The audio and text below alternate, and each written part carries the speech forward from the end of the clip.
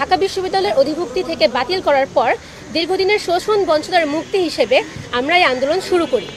শুরু থেকে আমাদের দাবি ছিল 7 কলেজের ঢাকা বিশ্ববিদ্যালয় অধিভুক্তি বাতিল করে এই কলেজগুলোর সমন্বয়ে একটি পূর্ণাঙ্গ বিশ্ববিদ্যালয় প্রতিষ্ঠা করা। আমাদের দীর্ঘদিনের আন্দোলন থেকে প্রাপ্তি ও সর্বশেষ পরিস্থিতি আপনাদের জানাতে আজকে আমরা একত্রিত হয়েছি। আপনারা জানেন 7 কলেজের শিক্ষার্থীরা নিজেদের শিক্ষার মৌলিক অধিকারের দাবিতে বারবার রাস্তায় নেমে মার খেয়েছে, রক্ত দিয়েছে, অনেকের অঙ্গহানি হয়েছে। আমরা শিক্ষার একটি সুস্থ পরিবেশ চেয়ে আসছি। ফলে অতীত অভিজ্ঞতায় বারবার রাস্তায় নামার পরিবর্তে শিক্ষক শিক্ষার্থীদের সমর্থনে একবারে চূড়ান্ত সমাধানের পথ বেছে নিয়েছি। একই সময়ে আমাদের ঢাকা বিশ্ববিদ্যালয়ের বন্ধুরাও 7 কলেজের অধিভুক্তি বাতিলের দাবি তুলেছেন।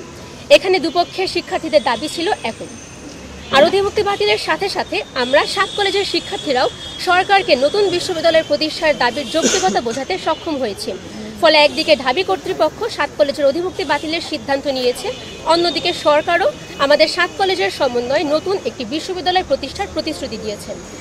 আপনারা জানেন ইতিমধ্যে ইউজিসি ঢাকা কেন্দ্রীয় বিশ্ববিদ্যালয় ঢাকেবি নামে আমাদের 7 কলেজের নতুন বিশ্ববিদ্যালয়ের নাম প্রস্তাব করেছে। যমুনা স্মার্ট রেফ্রিজারেটর, স্মার্ট লাইফে স্মার্ট রেফ্রিজারেটর। আমরা জেনেছি নাম ছাড়াও নতুন বিশ্ববিদ্যালয়ের লোগো ও মডেলও প্রস্তুত রয়েছে। ইউজিসির পক্ষ থেকে জানানো হয়েছে খুব তাড়াতাড়ি নতুন বিশ্ববিদ্যালয়ের লোগো ও মডেল প্রকাশ করা হবে। 7 কলেজের ঢাবি অধিভুক্তি বাতিলের পর চলতি বছরের 25শে ফেব্রুয়ারি ইউজিসি এ কলেজগুলো পরিচালনায় একটি অন্তর্বর্তী প্রশাসনের প্রস্তাব করে, যে প্রশাসন অধিভুক্তি বাতিল ও নতুন বিশ্ববিদ্যালয়ের কার্যক্রম শুরুর মধ্যবর্তী সময়ে দায়িত্ব পালন করবে। তবে অন্তর্বর্তী প্রশাসন বিষয়ে ইউজিসির প্রস্তাবনার 2.5 মাস পার হলেও এখনও সেটির চূড়ান্ত অনুমোদন হয়নি। এতদিন আমরা শুনে এসেছি এটি জনপ্রশাসন মন্ত্রণালয়ের অনুমোদনের অপেক্ষায় ঝুলে আছে। প্রিয় সাংবাদিকবৃন্দ, শুরু থেকে আমরা একটি শ্রেণীকে 7 কলেজকে আন্ডার এস্টিমেট করার প্রবণতা লক্ষ্য করেছি। আবার আমাদের সবকিছুতেই যেন ইচ্ছাকৃতভাবে একটা ঢিলেমি দেওয়া হচ্ছে। 7 কলেজের এই সমস্যার সমাধানে গত ডিসেম্বরের শেষের দিকে একটি বিশেষজ্ঞ কমিটির ঘোষণা দেয় সরকার। একই সঙ্গে এই সমস্যার সমাধানে তাদের 4 মাসের সময়সীমা বেঁধে দেওয়া হয়। কিন্তু গত 30 এপ্রিল এই কমিটির সময়সীমা শেষ হলেও এখনও সমস্যার সমাধান হয়নি। আমরা এমন সময়ক্ষেপণের তীব্র নিন্দা জানাচ্ছি। নতুন বিশ্ববিদ্যালয়ের নাম চূড়ান্ত হওয়ার পর স্বল্প সময়ের মধ্যে অন্তর্বর্তী প্রশাসনের প্রজ্ঞাপন দেওয়ার কথা থাকলেও তা কোনো এক অদৃশ্য কারণে এখনও ঝুলে আছে। অন্তর্বর্তী প্রশাসনের প্রজ্ঞাপন ও অধ্যাদেশ জারি না হওয়ায় বিশ্ববিদ্যালয়ের স্বতন্ত্র প্রশাসনিক কাঠামো, একাডেমিক কার্যক্রম, পরীক্ষা সহ সবকিছুতেই আমাদের এখন ঢাকা বিশ্ববিদ্যালয়ের উপর নির্ভর করতে হচ্ছে। আমরা মনে করি এটি একটি স্বায়ত্তশাসিত বিশ্ববিদ্যালয় প্রতিষ্ঠার উদ্দেশ্যকে বাধাগ্রস্ত করছে। তবে আসার কথা হলো, গত শুক্রবার রাতে সাবেক শিক্ষা উপদেষ্টা ও বর্তমান পরিকল্পনা উপদেষ্টা অধ্যাপক ডক্টর ওয়াহিদ উদ্দিন মাহমুদ আমাদের আশ্বস্ত করে বলেছেন, জনপ্রশাসন মন্ত্রণালয়ে 7 কলেজের জন্য প্রস্তাবিত অন্তর্বর্তী প্রশাসনের কার্যক্রম শেষ হয়েছে।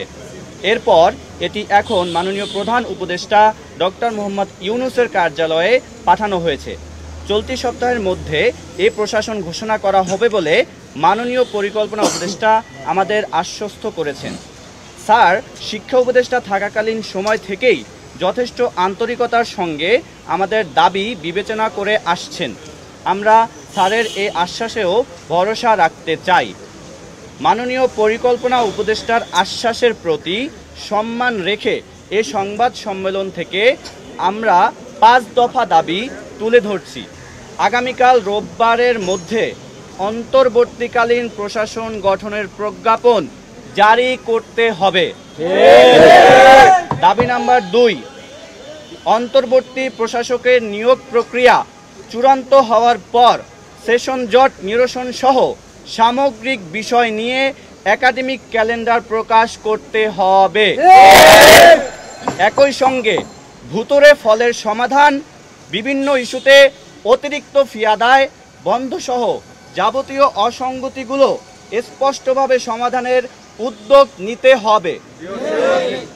অন্তর্বর্তীকালীন প্রশাসন গঠনের পরবর্তী 2 কার্যদিবসের মধ্যে 24-25 সেশনের ভর্তি পরীক্ষা আয়োজনের উদ্যোগ গ্রহণ করতে হবে।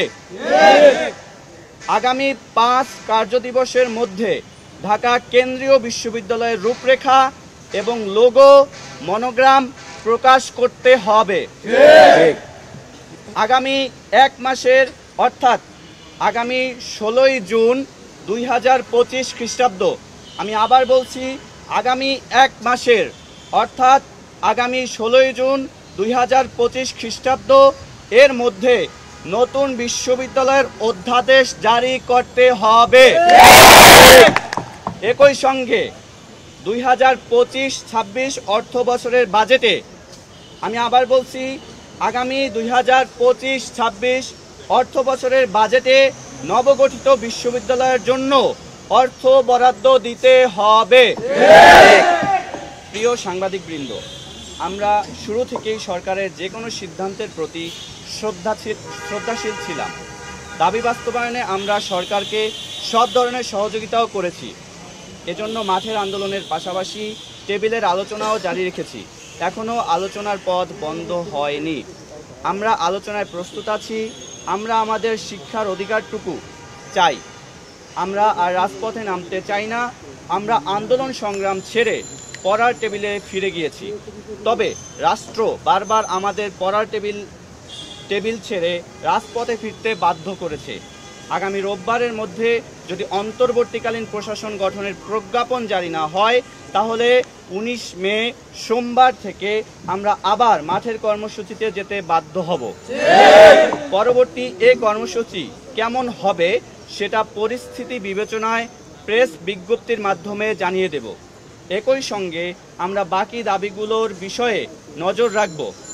আমরা যদি আবার মাঠে নামতে হয়, অর্থাৎ আমাদের দাবি মানা না হলে আমরা জনদুর্ভোগ এড়াতে এবার সংশ্লিষ্ট মন্ত্রণালয় ঘেরাও করতে বাধ্য হব। সকলকে ধন্যবাদ।